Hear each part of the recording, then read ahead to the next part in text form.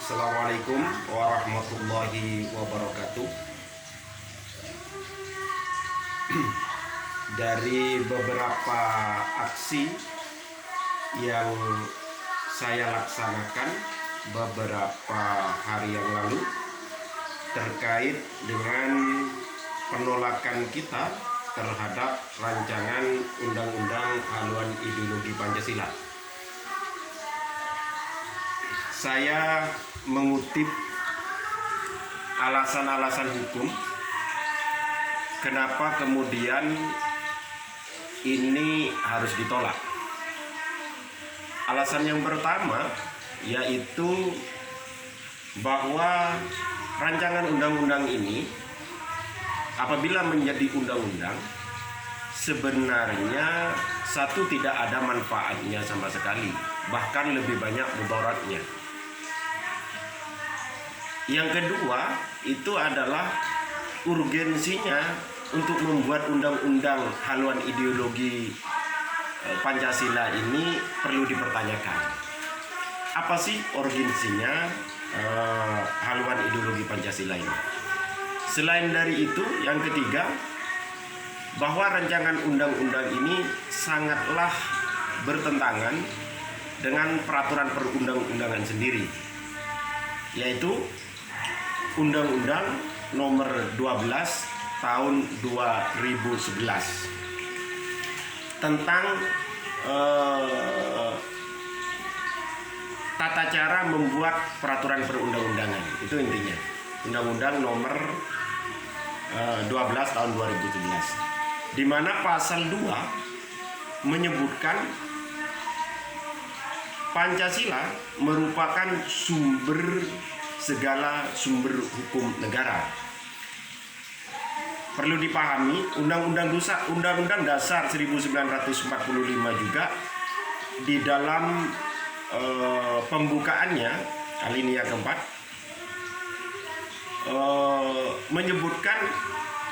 disebutkan bahwa Pancasila itu berada di Undang-Undang Dasar 45, dan juga Pancasila berdasarkan pasal 2 Undang-Undang Nomor 12 Tahun 2011 tentang tata cara pembuatan undang-undang, itu juga dengan tegas menyebutkan bahwa Pancasila merupakan segala sumber hukum negara. Nah, apabila kemudian Pancasila ini dijadikan objek di dalam undang-undang, maka kedudukan Pancasila itu berada di bawahnya TAP MPR. Karena kita lihat bahwa konsiderannya, pertimbangan itu menggunakan TAP MPR. Berarti undang-undang haluan ideologi Pancasila ini kedudukannya itu adalah di bawahnya TAP MPR. Ini salah kaprah dan tidak sesuai dengan peraturan tata cara membuat peraturan perundang-undangan, di mana ditegaskan bahwa Pancasila merupakan sumber dari segala sumber hukum negara Republik Indonesia. Selanjutnya, coba kita lihat pada pasal 7 Undang-Undang 12 Tahun 2011 tentang hierarki peraturan perundang-undangan. Jadi tata urutan peraturan perundang-undangan itu: 1. Undang-Undang Dasar NRI 1945 tahun 1945. 2. Ketetapan MPR. 3. Undang-Undang. 4. PP dan selanjutnya. Nah, kalau dilihat dari hierarkinya, berarti kalau Pancasila ini menjadi undang-undang, maka posisinya Pancasila itu adalah berada di bawahnya TAP MPR. Ini salah kaprah.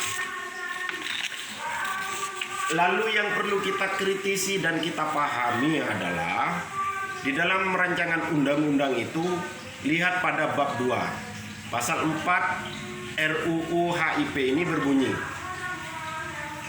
bahwa haluan ideologi Pancasila memiliki fungsi sebagai berikut. 1. Pedoman bagi penyelenggara negara dalam menyusun, menetapkan dan evaluasi. Ini ada kalimat seperti itu. Yang kedua, pedoman bagi penyelenggara negara dalam menyusun dan menetapkan serta evaluasi. Ini ada bahasa seperti itu. Kalau kita kemudian kritisi, ini sangat berbahaya kalimat ini. Di dalam bab 2 rancangan undang-undang HIP ini sangat berbahaya. Ada kalimat menyusun di situ. Kalau menyebutkan kalimat menyusun, maka memiliki arti membuat kembali.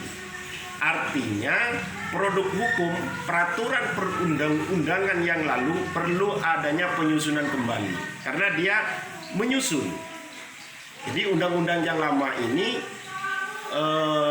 kemudian kalau RUU HIP ini menjadi undang-undang, maka peraturan perundang-undangan yang lalu itu baru dinyatakan berlaku apabila undang-undang HIP ini menjadi RUU HIP ini menjadi undang-undang. Yang ketiga, ada kalimat menetapkan di situ. Kalau menetapkan berarti produk hukum yang dihasilkan baru dinyatakan sah setelah berlakunya undang-undang HIP. Ini pemahaman kekeliruan pembuat undang-undang. Jadi bahasa kalimat menetapkan ini mempunyai makna, berarti produk hukum yang dihasilkan baru dinyatakan sah setelah berlakunya undang-undang HIP. Yang ketiga, di situ dalam bab 2 juga ada kalimat evaluasi. Kalau evaluasi mengandung makna kritik dan mengorek kembali terhadap produk hukum yang telah lalu dan membangun produk hukum baru. Artinya bahwa evaluasi itu bahwa undang-undang yang lalu yang sudah berlaku sekian tahun itu kemudian dengan adanya HIP ini maka perlu diadanya koreksi kembali, dievaluasi kembali, baru undang-undang itu akan dibuat dan dinyatakan berlaku. Ini yang sangat berbahaya. Coba kita lihat dari ketiga kalimat tersebut, maka posisi peraturan perundang-undangan yang telah lama berlaku di Indonesia menjadi muspro karena sia-sia. Hal semacam ini, lahirnya undang-undang HIP yang masih berbentuk RUU ini haruslah ditolak karena sangat bertentangan dengan peraturan perundang-undangan yang berlaku. Terutama ini sangat bertentangan dengan Undang-Undang Nomor 12 Tahun 2011 tentang tata cara membuat undang-undang. Demikian pandangan hukum yang dapat kami sampaikan. Mudah-mudahan ini bermanfaat. Dan pada intinya adalah Undang-Undang RUU HIP apabila menjadi undang-undang maka itu sejatinya batal demi hukum dan tidak boleh RUU HIP itu menjadi undang-undang. Sekian.